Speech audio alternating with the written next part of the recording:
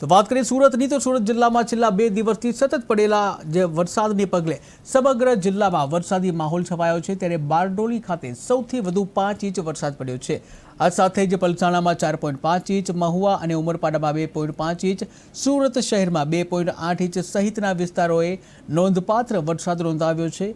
પરિણામે મિંટોળા, પૂર્ણા, અંબિકા, ઓલણ નદીઓમાં પણ પૂર જેવી સ્થિતિ સર્જાઈ છે। ત્યારે કીમ નદી બંને કાંઠે વહેતી થતાં સુરત અને ભરૂચ જિલ્લાના ખેડૂતોમાં આનંદની લાગણી જોવા મળી રહી છે।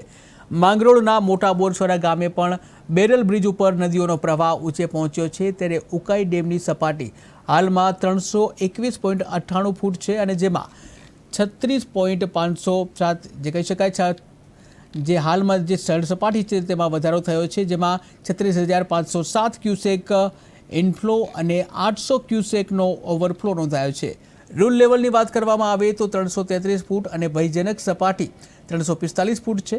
ત્યારે સતત વરસાદને કારણે ડેમ અને નદીઓમાં જળસંચયનો વધારો થતાં તંત્રએ પણ જરૂરી પગલાં લેવાનું શરૂ કર્યું છે।